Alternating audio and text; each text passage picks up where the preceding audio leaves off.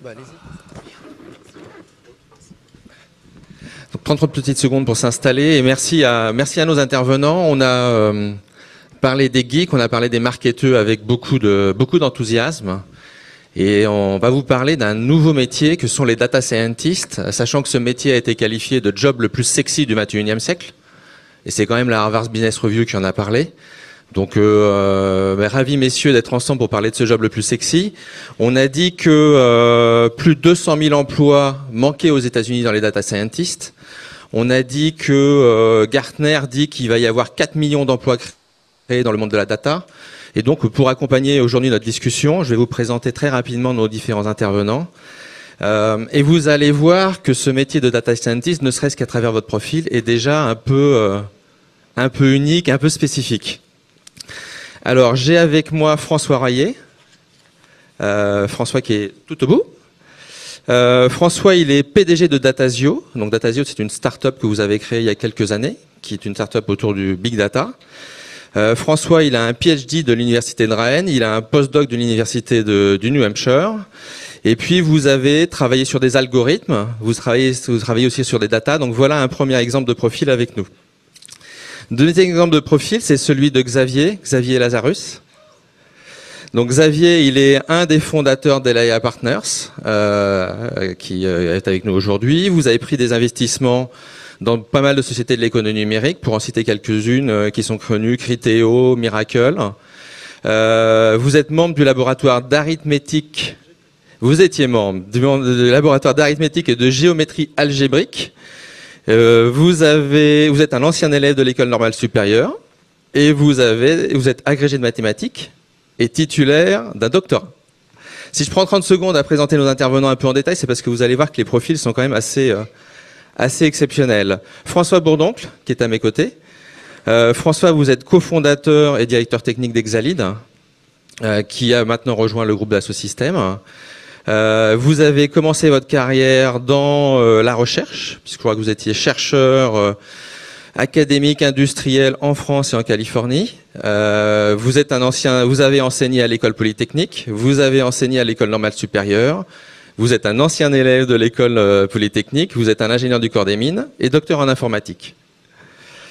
Et puis enfin Julien Pouget. Donc vous êtes aujourd'hui directeur de l'ENSA et ParisTech. Vous avez été directeur de cabinet du directeur général de l'INSEE. Et puis vous êtes vous-même ancien de l'école polytechnique et membre du conseil scientifique de l'école normale supérieure de Cachan. Donc voilà, juste pour vous présenter ces intervenants qui ont tous les trois des profils, je pense, assez exceptionnels et qui nous démontrent que ce métier de data scientist est quand même un métier très particulier. Et juste pour commencer notre débat, voilà, comment définirez-vous ce métier de data scientist? Quelles en sont les caractéristiques? Quelles sont les compétences qui sont nécessaires? François, vous voulez commencer? Oui, alors moi je ne suis pas data scientist parce que j'ai pas eu beaucoup de cours de stats et en fait je connais rien aux stats, donc j'en parle beaucoup mais je le pratique assez peu moi-même malheureusement. Mais ce qu'on constate quand même, alors il se trouve que j'ai 2 casquettes supplémentaires qui sont utiles pour la discussion d'aujourd'hui. Bon, je suis membre comme Mercedes qui est partie de la commission Lauvergeon et donc on va être membre ensemble des jurys sur le big data. Donc je lui expliquerai, rassurez-vous, les aspects techno. Il n'y a pas que les aspects marketing qui vont compter, j'espère, dans la sélection du jury. Et d'autre part, co-chef de file du plan Big Data avec Paul Hermelin, le patron de Capgemini. Et à ce titre-là, on a pas mal fait réfléchir des sociétés savantes, des enseignants, des écoles sur ces profils-là. Et on a organisé un workshop dont il est sorti quelque chose d'assez clair, c'est que y a quand même 2 mondes qui s'ignorent relativement pas mal et qui auraient intérêt à causer plus ensemble, qui sont d'une part le monde des statisticiens, je dirais canal historique, dont le modèle mental, pour résumer, c'est de prendre un modèle et de fitter les paramètres du modèle sur les données. Hein, donc c'est une approche normative, on va dire, plutôt. Et puis l'approche des informaticiens, qui est un peu plus freestyle, on va dire, qui est de, comme on dit, de laisser parler les données. Donc c'est plus le monde du machine learning, de l'apprentissage automatique, des réseaux de neurones, toutes ces choses-là. Alors les 2 mondes, évidemment, sont très connectés. Et quelque chose qui a été dit dans les tables rondes précédentes et qui est très important, c'est pas tellement, et une conclusion à laquelle on est arrivé, c'est pas tellement d'avoir le profil idéal, l'hydre à trois têtes qui est à la fois un statisticien parfait, un informaticien parfait, et puis quelqu'un qui comprend le métier parfaitement. C'est plutôt d'avoir des cultures complémentaires, de gens qui sont très forts chacun dans leur domaine et qui ont à la fois la culture et le vocabulaire pour parler et interagir avec des gens qui n'ont pas les compétences que eux ont. Donc ces deux profils, statisticiens et puis informaticiens, on va dire machine learning, c'est quand même les deux composantes essentielles du big data et qui sont très différentes mais qui doivent collaborer. Et du côté des entreprises, ou en tous les cas des jeunes entreprises ou des investisseurs, vous retrouvez ces deux profils Alors oui, je confirme en fait qu'on est sur un métier nouveau et un secteur complètement émergent, donc du coup on n'a pas de définition très précise, mais ce que l'on voit apparaître, si on prend un peu l'historique, c'est que tout ce qui a été donné jusque-là, c'était des problématiques de tuyaux difficiles. C'est quelles sont les bonnes bases de données, les bonnes méthodologies, est-ce qu'on a les bons débits. Aujourd'hui, on considère en tout cas que sans être complètement réglé, c'est quelque chose maintenant qui industriellement est établi. Et donc on arrive à la couche d'après qui est l'intelligence dans les données.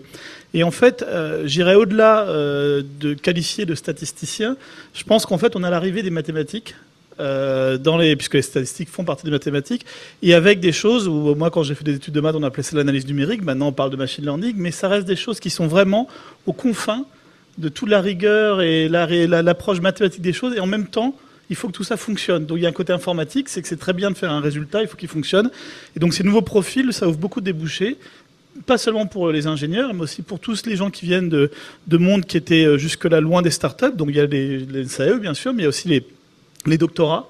Donc on voit arriver par exemple de plus en plus de doctorats dans nos startups, de doctorants, pardon, et des gens qui disent moi j'ai maintenant dans mon équipe de R&D tant de docteurs, là où on aurait dit peut-être tant d'élèves de grandes écoles avant. Donc ça ici il y a une vraie évolution du métier et l'arrivée on va dire de sciences un peu plus théoriques mais qui reste dans l'idée de s'appliquer bien sûr.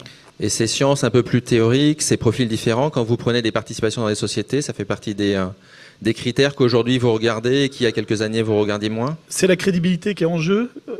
Crédibilité d'abord par rapport à nous et après internationalement. Quelqu'un qui arrive en disant je vais changer la donne et faire des choses extraordinaires sur des données de tel type. Si à l'intérieur il a eu aucune personne qui a été confrontée à la recherche, à la notion de modèle, à la notion de modèle effectif, c'est-à-dire de quelque chose qui va fonctionner, là on a quand même du mal à le croire. Donc pour nous, pour investir, mais après pour aller vendre à ses clients et à ses partenaires, la qualité de sa R&D devient un sujet clé, oui. François Royer, pour compléter le point de vue des investisseurs et des jeunes entreprises, comment vous vous positionnez? Quels sont les profils que vous recherchez aujourd'hui? D'une part, j'adhère tout à fait d'un point de vue crédibilité. Et d'ailleurs, à ce titre, nous avons des thèses CIFRE cofinancées par le ministère. Donc, comme quoi, ça peut arriver aussi aux startups. C'est un très bon point. En tant que start-up, donc homme dans les tranchées, on est dans la boue. Maintenant, on s'est retrouvé avec deux problèmes d'un point de vue RH, d'un point de vue ressources. Le premier classique pour les start-up tech, c'est de trouver des ingénieurs, ce qu'on appelle full stack, qui sont capables de toucher à tout. Et nous, on s'est trouvé en start-up big data, avoir en plus le deuxième problème, trouver des data scientists. Vous imaginez.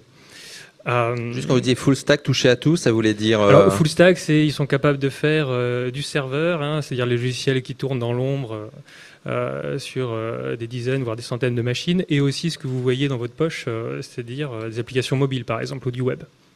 Donc c'est un peu la licorne qu'on cherchait d'habitude. Maintenant, on se retrouve à chercher en plus de ça des data scientists. Donc la mission est dure. Heureusement, on a des ingénieurs, je trouve, très très bien formés. On collabore avec, par exemple, ITSA et Supaéro pour mettre du big data dans les cursus. Et par exemple, on parlait du machine learning.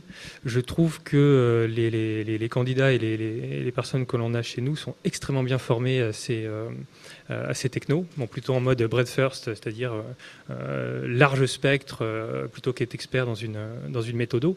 Mais je trouve qu'ils sont suffisamment curieux pour ensuite aller attaquer des publis, aller voir ce qui se passe chez les concurrents pour tirer le fil de la pelote. Julien, comment est-ce que vous avez vu, vous, de votre côté, donc de l'enseignement, la demande de la part des entreprises, de la part du marché évoluer ces dernières années? Comment est-ce que vous avez vu ces profils apparaître? Alors, quelques éléments quantitatifs, hein, du coup, c'est un plaisir. Passage obligé. On a vu dans les offres d'emploi, dans les offres de stage, au cours des années très, très récentes, effectivement, évoluer les profils. Je faisais le compte hier soir, alors c'est sur les 2 dernières années, 2012-2013, des offres de stage qu'on reçoit par centaines,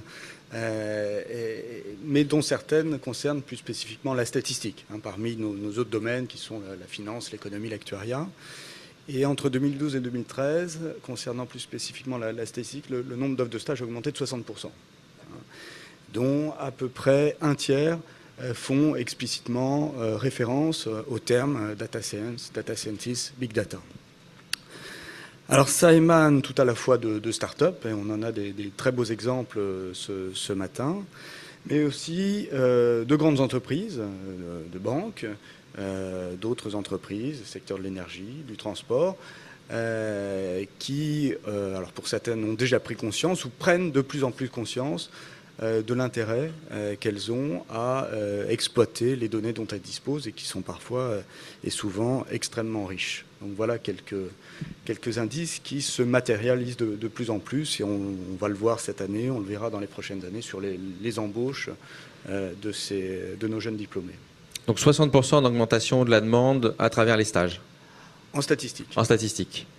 Vous avez évoqué le sujet des grandes entreprises. On avait parlé juste avant des startups.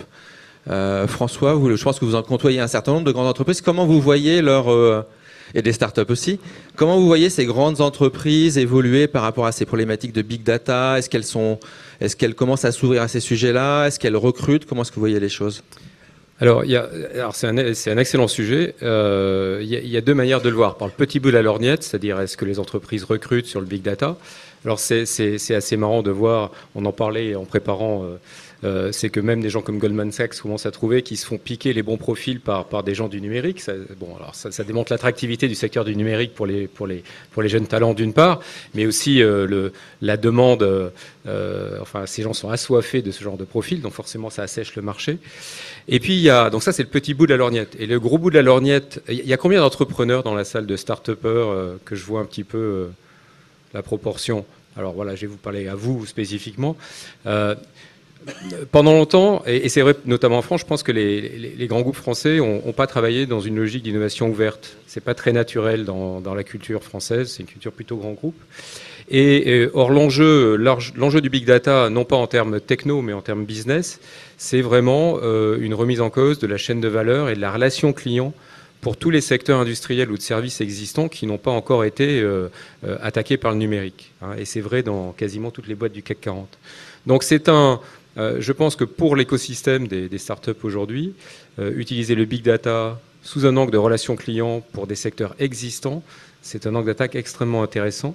Et donc c'est pas, voilà, là on regarde l'aspect business du big data, ce que ça fait, ce que ça permet de faire, et non pas concrètement, je dirais, l'aspect technique. Mais ça me semble quelque chose d'extrêmement intéressant pour l'écosystème ici, pour arriver à se faire un marché intérieur avant de partir à l'international. Parce que sinon, c'est très très dur de se développer hors sol à l'international si on ne l'a pas fait en France.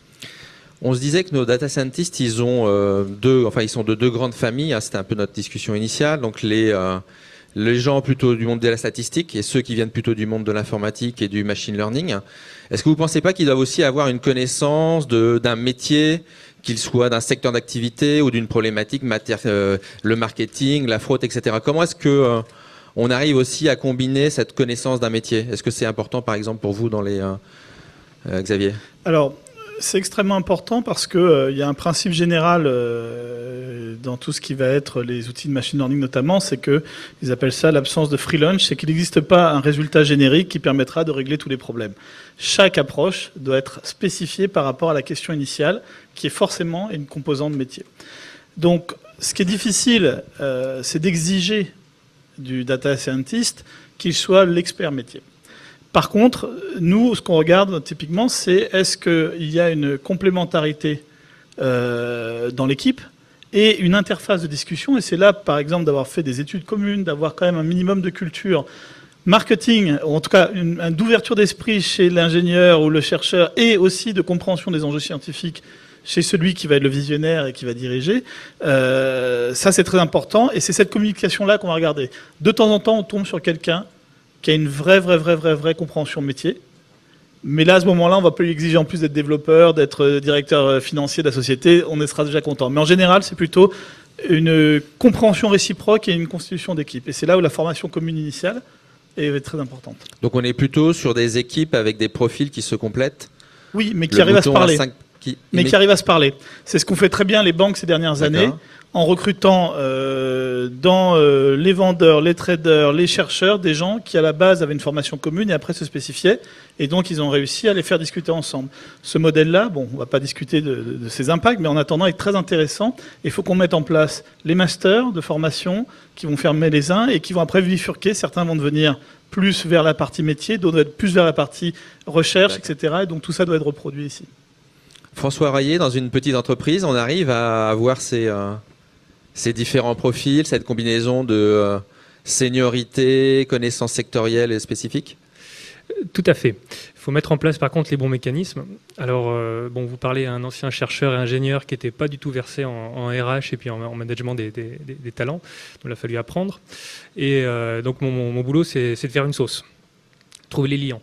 Et effectivement, n'ayant pas pu trouver ce fameux data scientist, puisqu'il n'existe pas, hein, ou alors c'est un jeune sorti d'école mais qui a 50 ans et 20 ans de métier, il y en a de moins en moins, ça arrive. On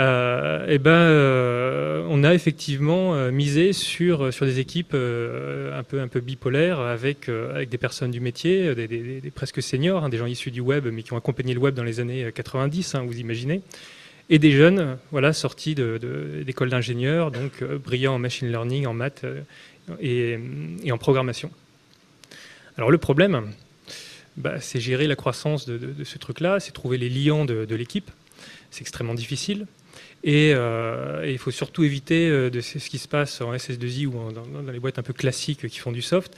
C'est des équipes à deux vitesses, où on a quelques gourous qui refusent de toute façon de partager leur savoir parce qu'ils n'ont pas le temps, enfin ils sont très sollicités. Il y a tous les autres qui font les tâches un peu subalternes. Donc il faut surtout éviter ça. Donc nous on s'est doté, je dirais, d'avantages déloyaux, technologiques, software, pour que les deux pôles de l'équipe en fait causent le même langage. On utilise ce qu'on appelle les langages fonctionnels. On utilise un langage des années 60, comme ça il n'y a pas d'effet de mode, hein. Si vous savez ce que c'est, venez me voir. Tout le monde cause le même langage. Les matheux sont capables d'exprimer leur concept, leur modèle dans ce langage-là. Et les software engineers seniors, donc software engineers, hein, donc, qui savent mettre au point des grosses chaînes de traitement qui sont nécessaires en big data, utilisent le même langage. Donc on a un continuum, un gradient en fait, de transfert du produit jusqu'à le mettre ensuite entre les mains du client. Je vous propose de passer à une perspective un petit peu différente, c'est comment on forme ces gens-là. Donc on a vu un peu comment les compétences qu'ils devaient réunir. Je propose de passer maintenant sur comment on les forme et quelles sont les différentes filières qui permettent de les former. Et pour commencer, je pense que Julien, c'est intéressant de voir comment vous avez adapté l'offre d'enseignement de l'ENSAE et aujourd'hui comment cette filière d'excellence essaie de se positionner au cœur de ces sujets-là. Alors effectivement, c'est une adaptation, puisque le fait qu'on forme des statisticiens n'est pas un scoop en soi. Alors, qu'est-ce qu'on a fait?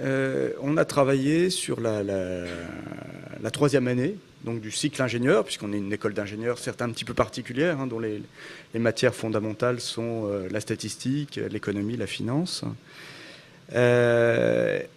En proposant tout à la fois un renforcement des enseignements en informatique. On a parlé de machine learning, bien sûr, d'algorithmique et d'optimisation distribuée. En travaillant sur la statistique, parce que même au sein de la statistique, on va avoir des domaines qui vont intéresser plus particulièrement le traitement des big data, statistiques computationnelles, par exemple, statistiques non paramétriques, bootstrap, et puis statistiques et économétrie des réseaux, statistiques et économétrie spatiale, je crois que pour le traitement des données géolocalisées de grandes dimensions, etc. Et puis bien sûr, on cherche, sans jamais réussir parfaitement, à être bon sur ces 3 piliers, statistique, informatique et l'expertise métier. Donc pour ce qui nous concerne, l'expertise métier, c'est l'économie, c'est le marketing. Parmi les options qu'on propose, il y a une option marketing et aide à la décision. C'est la sociologie aussi, parce que la sociologie des réseaux, sous un angle quantitatif, peut faire appel à des techniques qu'on a citées. Voilà, je crois par ailleurs qu'il faut signaler que nous allons prochainement déménager sur le site de Saclay et rejoindre beaucoup d'autres établissements d'enseignement supérieur et de recherche dans le cadre de ce vaste projet du Grand Paris, avec l'Université Paris-Sud, avec l'École Polytechnique, avec Télécom Paris-Tech, avec l'École normale supérieure de Cachan.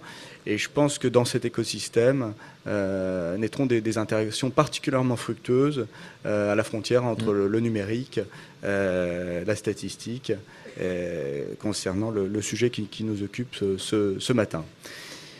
Et puis pour conclure sur ce point, bien sûr, on cherche également à renforcer les liens avec les entreprises et les startups.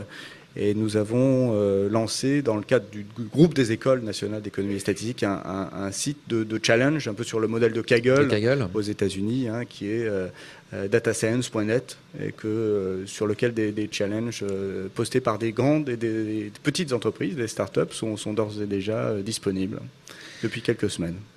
Pour compléter cette ordre de formation, François, je crois que dans la filière Big Data, vous avez regardé justement comment l'enseignement devait s'adapter, quels étaient les différents cursus. Quels sont finalement les 3-4 points que vous avez ressortis de cette réflexion? Oui, effectivement. Alors, on est plutôt parti, nous, de la demande pour essayer de voir quelle était l'offre qu'il fallait mettre en place. Alors, il y a quand même 2 constantes de temps assez différentes. Il y a celle des besoins aujourd'hui, notamment dans les grands groupes qui sont en train de passer à l'ère du numérique et qui doivent s'adapter à ces nouveaux usages, notamment ces nouveaux types de relations clients et l'usage des données dans la relation client.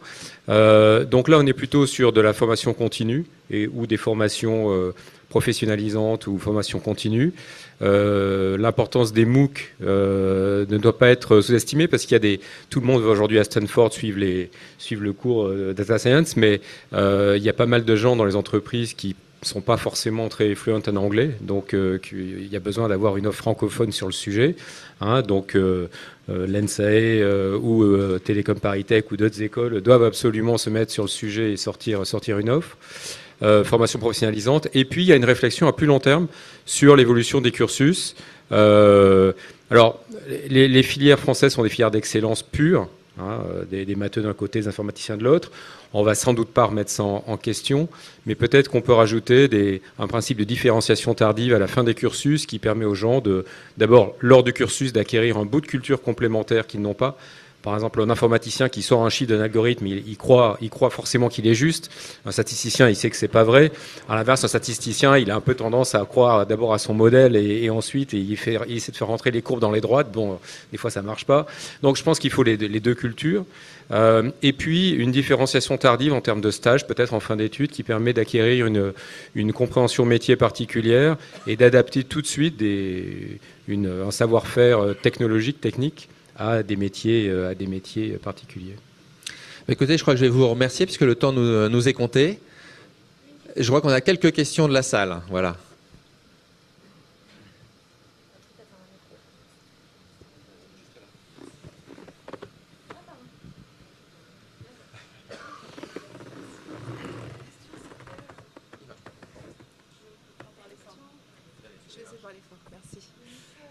La question que vous alliez aborder, c'est data scientist, le job de rêve de la prochaine décennie. Alors, on a vu que c'était un métier qui paraissait très intéressant, qui allait donner beaucoup de pouvoir dans l'entreprise. Mais en quoi est-ce un job de rêve? Est-ce que, notamment au niveau salaire, c'est très intéressant? Est-ce que vous pouvez nous en dire plus? Merci. Alors, tout ce que je peux dire, c'est que un job de rêve, c'est déjà un job où on a le choix. Et on n'est pas en train de postuler à plusieurs sur une offre, mais c'est plusieurs offres qui postulent sur un candidat. Donc déjà, on a le choix. Et le salaire n'est qu'une des composantes. Ça va être ce qu'on va faire, etc. Donc ça va faire partie des choses.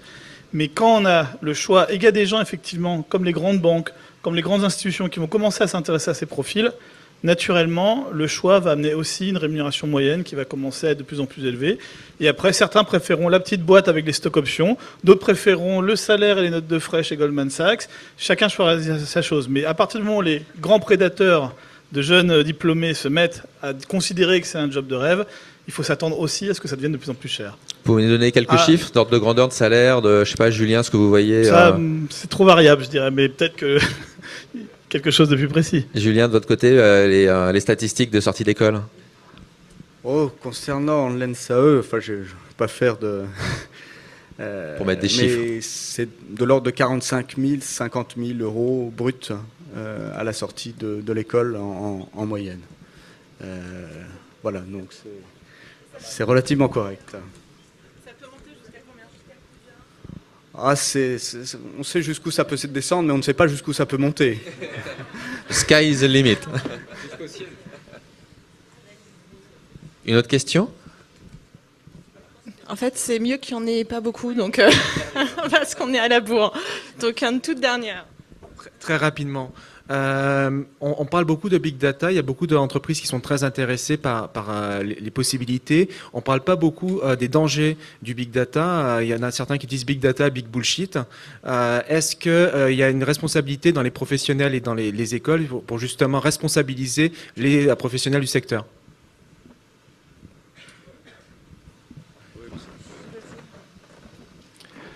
Oui, c'est absolument vrai. Je pense que, bon, d'abord, big data, c'est pas big bullshit en termes d'impact économique, puisque je pense que, en gros, il y a quand même une guerre des modernes contre les anciens. On est dans le temple des modernes ici, mais enfin, bon, voilà, la France est un peu le temple des anciens. Il va falloir que ça change, et vite, parce que ça va pas rester comme ça très longtemps. Donc, et le big data, c'est le vecteur par lequel le numérique va s'inviter à des tas d'endroits où il n'était pas présent. Et la relation client, c'est vraiment le point focal de tout ça. Donc, c'est tout sauf du bullshit. C'est une vraie révolution industrielle. Évidemment, ça prend des tas de formes beaucoup plus complexes que ce qu'on peut dire simplement là en 3 phrases. Et ça va se décliner métier par métier. Donc, c'est tout sauf ça. 2, on a raison de craindre le fait qu'il puisse y avoir des dérives. Comme toutes les innovations, c'est porteur du pire et du meilleur. Mais, je dirais à contrario, si on laisse les autres, alors on va faire pour simplifier les Américains, s'occuper du sujet, et quand ça n'occupe pas nous, on sera bien forcé d'utiliser des solutions qui seront faites par d'autres sur des standards qui ne sont pas forcément les nôtres, sur lesquels on n'a absolument aucune prise. Donc le seul moyen d'être sûr que notre futur nous appartient, c'est de s'en occuper. Sinon il s'occupera de nous. Ça c'est une constante absolument universelle. Et 3, je pense qu'on a une reconnaissance internationale au niveau français certainement, pour une partie de l'Europe aussi, sur la protection des données personnelles. On voit bien que cette sensibilité fait école au niveau européen. Alors, ça a longtemps été un handicap pour le business. Ça peut être transformé par une prise de judo qui reste à faire pour un avantage concurrentiel pour notre industrie, à l'export notamment. Mais évidemment, ça ne marchera que si on a des normes extrêmement strictes, justement dans le respect de la vie privée, le respect des données personnelles, etc. Donc c'est une réponse de Normand que je vous fais, même si je suis aveyronais, mais j'y crois très profondément. C'est-à-dire l'industrie ne se développera que si, en même temps, elle repose sur des fondations solides en termes de privacy. Merci beaucoup. Alors, on va applaudir cette table ronde, passer à la suivante.